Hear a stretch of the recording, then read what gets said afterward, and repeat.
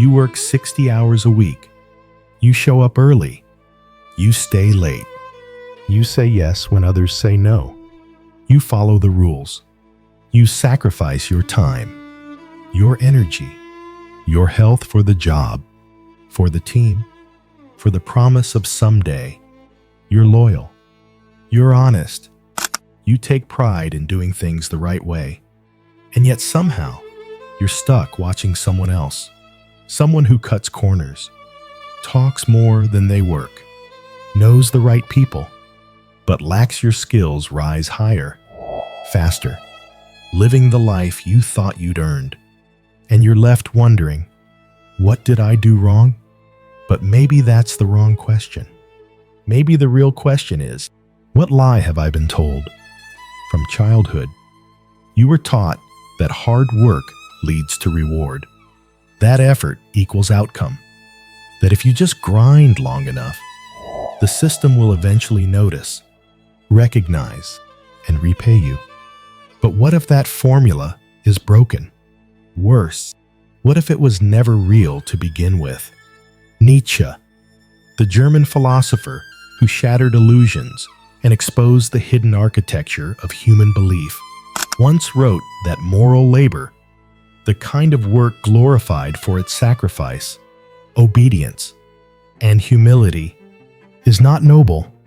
It is a form of spiritual slavery, a psychological trap designed not to uplift you, but to keep you in place. Because here's the uncomfortable truth. In a world where power determines outcomes, morality is often used to control those who have none. You were taught to believe that virtue is its own reward, that if you just kept your head down and stayed good, life would eventually be fair. But life isn't fair. Life is competitive. Life is political. And the system you serve doesn't reward virtue. It rewards value. Not the value you create, but the value you control.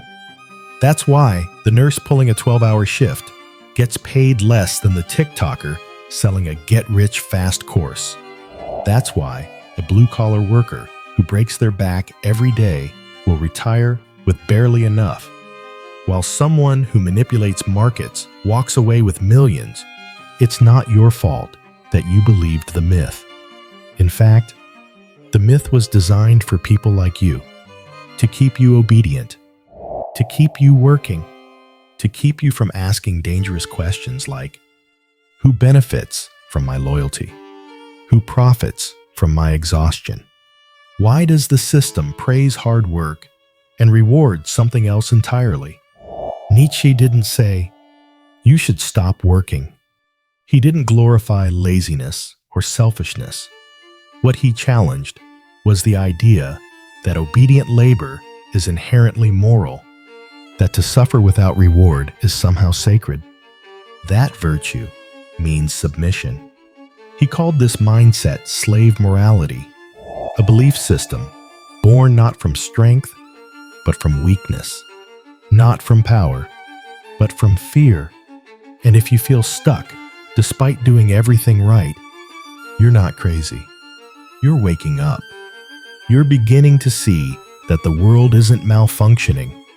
It's functioning exactly as it was built to. The people who rise aren't always the most skilled or the most selfless. They are the ones who understand power, how to navigate it, how to claim it, and how to detach their worth from whether or not the system approves. So ask yourself, what if working harder is not the answer? What if the belief in moral labor is not your salvation, but your cage? Because until you confront that lie, you'll keep grinding while someone else rewrites the rules. Part 2. The system's design and the comfort of slave morality. Let's take a closer look at the contradiction hiding in plain sight. If hard work leads to success, then why do the hardest working people in society so often struggle just to survive? Think about it. The construction workers who rise before the sun and labor until their backs ache The nurses who pull 12-hour shifts, racing between patients, skipping meals, missing holidays. The delivery driver, janitors, bus operators, truckers, people who keep cities alive, who make the physical world function. And yet, these are the same people who live paycheck to paycheck, who worry about rent, who can't afford to get sick.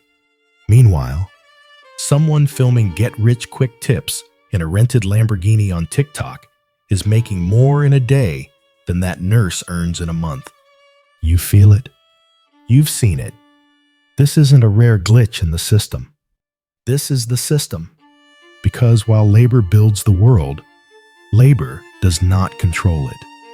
The people who earn the most, CEOs, hedge fund managers, politicians, thought leaders, they are not the ones sweating in the heat or grinding in the cold. They are not pushing physical limits or sacrificing their bodies. They operate in a different domain entirely. The domain of leverage, perception, control. They don't just work. They position. They influence. They own. Let's be brutally honest.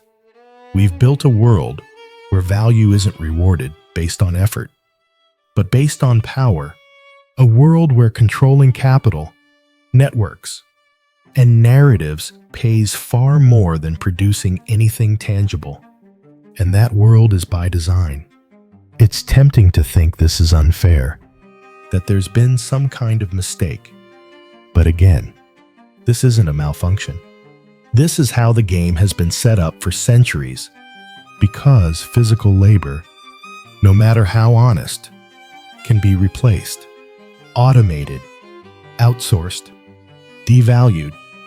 But control over resources, over people, over ideas, is scalable. The nurse can only treat one patient at a time. The investor can move billions with a single click, and the system favors scale. And here's where the lie of moral labor becomes especially cruel. We've been conditioned to believe that suffering is noble, that endurance is honorable, that those who serve quietly, who sacrifice without complaint, are the moral backbone of society. And they are. But morality doesn't pay the bills. Praise doesn't build wealth. And sacrifice doesn't automatically translate into influence. While the working class is told to keep your head down and be grateful, those at the top are trained in strategy, in law, in manipulation, in capital acquisition. They are taught not to serve, but to manage, not to endure, but to dominate. They learn the rules and then learn how to rewrite them. So ask yourself, if moral labor is so righteous, so essential, why doesn't it come with power? Why are the most indispensable workers also the most disposable? Why does society preach the value of hard work, then funnel the rewards elsewhere? Nietzsche would say, it's because the moral system itself was crafted by the powerful, not to liberate the masses, but to pacify them. It teaches obedience, not sovereignty, self-sacrifice, not self-assertion. It glorifies submission, then punishes those who dare to question the hierarchy. That's why the lie persists. Because it benefits those in charge. Because it keeps people striving, hoping, and working for a reward that never comes. Because the promise of someday is the most effective chain ever forged. So the question becomes clear. If hard work doesn't lead to power, then what does? And more importantly, are you willing to unlearn the lie you were raised to believe? To understand how this lie took hold, why the world continues to reward manipulation over merit, perception over perseverance, we have to go deeper. We have to look at the foundation of the values we've been taught to live by. And for that, we turn to Friedrich Nietzsche. Nietzsche didn't see morality as a universal good. He saw it as a weapon created, shaped, and deployed by those in power to serve their own ends. In his eyes, what we call morality isn't truth. It's strategy. He drew a sharp line between two competing moral systems, master morality and slave morality. Master morality is born from strength. It celebrates ambition, boldness, creativity, and the will to shape the world. It does not wait for permission. It does not ask to be recognized. It declares its own value. The one who holds master morality defines good by what enhances their power, their freedom, their capacity to build and command. Strength is not seen as a threat. It is a virtue, and virtue is whatever affirms life, power, and possibility. But slave morality, that's different. Slave morality is born from weakness. It emerges from those who cannot compete on the battlefield of power. So they redefine the rules. They claim that humility is superior to strength, that obedience is nobler than dominance, that suffering is a sign of moral purity. In this system, the qualities that once defined weakness are reframed as virtues because it's the only way the powerless can find dignity in a world they cannot control. And here's the trap. Once this moral code spreads, it becomes sacred, untouchable. It's no longer seen as a strategy for survival. It's taught as absolute truth. This is how moral labor came to be praised. The idea that good people sacrifice, that honorable people serve, that virtue lies in doing your duty, expecting nothing in return. We romanticize the worker who never complains, who always says yes, who puts the needs of others before their own, without realizing that this narrative serves those who benefit from their silence. Nietzsche would tell you, you are not rewarded for your morality. You are pacified by it. You're praised for being dependable, promoted for being manageable, rewarded not to empower you, but to keep you from asking questions. The system throws you a title, a plaque, a raise, just big enough to keep you hopeful, just small enough to keep you dependent. And all the while, the true currency, ownership, control, power remains out of reach. So why does this belief still hold so much power? Why do millions of people still cling to the promise that suffering equals virtue? That sacrifice will be seen. That obedience will be rewarded. Because the story is beautiful. Because it gives meaning to pain. Because it allows people to endure unfairness without confronting it. Slave morality survives not because it is true, but because it is comforting. And comfort is a powerful sedative. But Nietzsche didn't write to comfort. He wrote to awaken, to force us to confront the terrifying freedom that comes when you stop waiting for justice and start creating your own terms. And so the real question begins to take shape. Not just why we were taught to suffer quietly, but who benefits when we do. Part 3. Beyond obedience, awakening, power, and rewriting your story. But if this system is so rigged, so clearly designed to reward control over contribution, why do so many good people still believe in it? Why do millions of hardworking men and women continue to chase a promise that rarely delivers? The answer isn't just economic, it's psychological. It starts early, long before your first paycheck. From childhood, we're taught that the world is fair, that good things happen to good people, that justice will prevail. Stories, cartoons, school lessons, they all repeat the same comforting refrain. If you do what's right, you'll be rewarded. Be honest, be kind, be diligent, and in the end, life will make sense. But here's the problem. That belief has a name. Psychologists call it the just world fallacy. The idea that the world is inherently fair, that effort equals outcome, that what you give will always come back. It's a beautiful idea. It gives people hope. It helps us make sense of suffering, but it's not true. And clinging to it, especially in a system designed to reward power over principle, isn't just naive, it's dangerous. Because while you're working late, double-checking spreadsheets, fixing problems you didn't cause, someone else is learning how to play the board. While you're saying yes, being polite, taking on the extra shift, someone else is building alliances, studying leverage, understanding exactly how to make the system work for them. You believe you're being moral.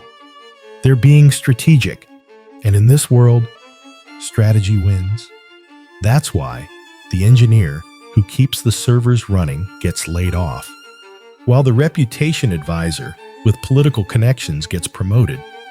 That's why the nurse loses her weekend bonus. But the hospital's PR budget doubles. You've been taught to trust the latter. They were taught how to skip steps. And here's where it gets cruel. The system doesn't just fail to reward hard work. It uses your belief in fairness to keep you locked in place.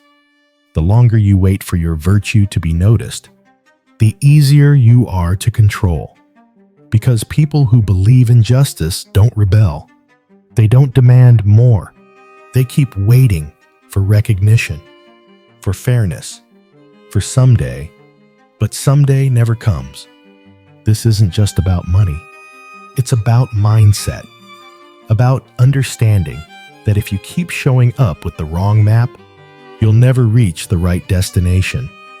The rules you were taught were designed to produce good workers, not powerful people. Because the people who taught them to you, they understood the game. They just needed someone else to keep playing it. So, if the world isn't fair, if virtue doesn't lead to victory, then what does? How do you survive without becoming ruthless? How do you move forward without losing your soul? The answer isn't to abandon morality. It's to stop worshiping it, to stop treating sacrifice like a strategy, to realize that good intentions are not a plan. That, in a world built on power, understanding power is part of being good. Because when you open your eyes to the truth, that fairness is not a guarantee, but a story we've been sold to keep us quiet. Then you can finally begin to write your own. Not a story of blind sacrifice, but of conscious strength. Not obedience, but ownership.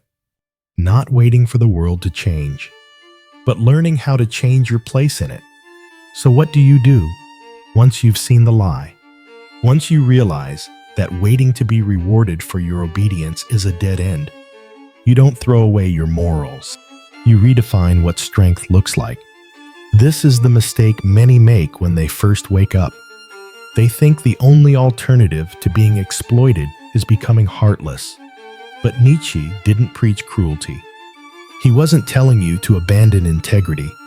He was telling you to stop confusing submission with virtue. His solution wasn't to destroy morality, but to overcome the morality of weakness, to become someone who doesn't just follow rules, but writes new ones, someone who doesn't need permission to live with purpose. In Nietzsche's words, that person is the Übermensch, the overman, not a tyrant, not a villain, but a fully realized individual, a creator of values, someone who walks away from systems that no longer serve them and builds something better in their place. The Übermensch doesn't sit quietly hoping to be seen. He defines his own meaning. He doesn't wait to be promoted. He creates impact on his terms. He understands the system, but isn't enslaved by it. He knows when to play the game and when to change the board. He understands that power isn't evil. It's necessary. Not power over others, but power over yourself, your direction, your destiny. You've seen these people in real life. The entrepreneur who walked away from a stable job to build something bold. The investor who turned rejection into innovation. The builder who stopped asking for permission and started taking risks. Think about Elon Musk, fired from the company he helped create, dismissed by others as reckless until he built an empire on vision, conviction, and the refusal to be ruled by fear. What separates these people isn't just talent or luck, it's mindset. They didn't wait for the system to validate them. They stopped asking, when will they see my worth? And started asking, why am I giving them that power in the first place? That shift from waiting to creating, from submitting to owning, that's the path Nietzsche pointed to. That's what it means to step out of the cage of moral labor. But here's the hard truth. Escaping that cage means letting go of something deeply comfortable. Your attachment to being seen as good. It means being willing to disappoint people who benefit from your silence. It means being willing to stand alone for a time while you build a new foundation. That takes more than confidence. It takes courage. Because true strength isn't about domination. It's about authorship, about writing a life that aligns with your deepest values, not the values handed to you by a system designed to keep you docile. This isn't about becoming selfish. It's about becoming sovereign. So ask yourself, what would happen if you stopped waiting to be rewarded and started rewarding yourself with the life you actually want? What would it look like to stop asking for a seat at the table and start building your own? You don't have to become ruthless, but you do have to become responsible for your own power. Because once you realize the system won't save you, the only path forward is to stop being a servant of it and start becoming the author of something greater. So what does action look like after the awakening? After you've seen through the illusion of moral labor, after you've stopped waiting for fairness, after you've chosen not to abandon morality, but to reclaim your power, what's next? It starts with understanding this. Kindness is not weakness, but strategic kindness. That's strength. Too often, people confuse being good with being passive. They think saying yes, avoiding conflict, and putting others first makes them virtuous. But Nietzsche would say, morality without consciousness is just obedience in disguise. The goal is not to become cold or manipulative. It's to become conscious, to learn how to move through the world with both a moral compass and a survival strategy. Strategic kindness means knowing when to help and when to walk away. It means reading people, not just trusting them. It means understanding context, when to speak, when to stay silent, when to strike. It means you don't say yes to everyone just to be liked. You say yes when it aligns with your goal, your truth, your strength. Because here's the thing, not every job deserves your loyalty. Not every leader deserves your trust. Not every opportunity deserves your time. You must become the kind of person who knows when to walk away. When a situation is no longer serving you and has the strength to leave. Leaving is not failure. Sometimes it's the beginning of freedom. This is where power comes in. Not as something you take from others, but something you claim for yourself. Power to create. Power to say no. Power to build systems where you're not just earning, you're owning.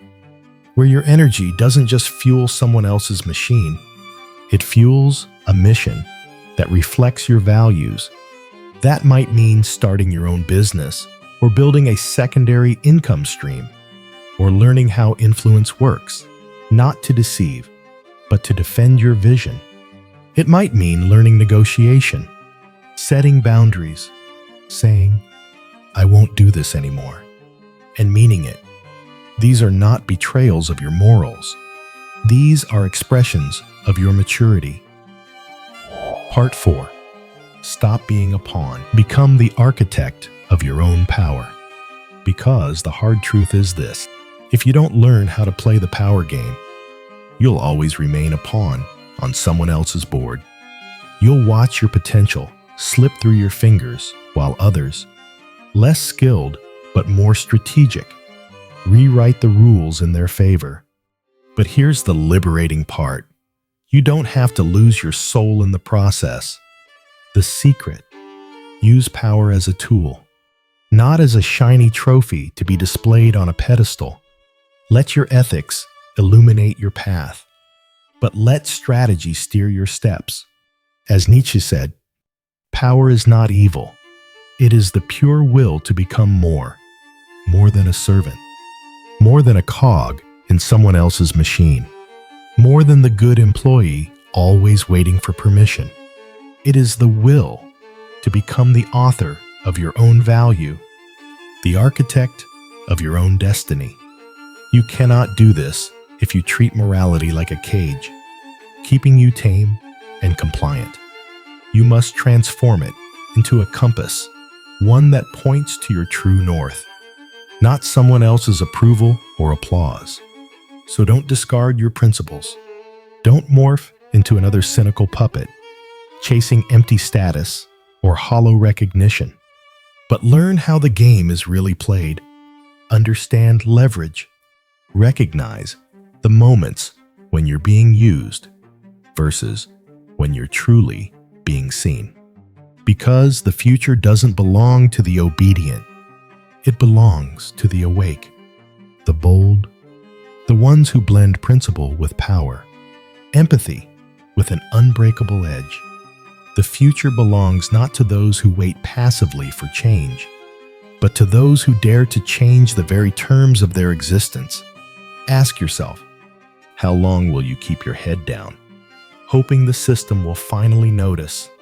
How many years will you trade for a promise that was never meant to be fulfilled? If you grew up believing that loyalty and quiet sacrifice would lead to your ultimate reward, it's time to awaken.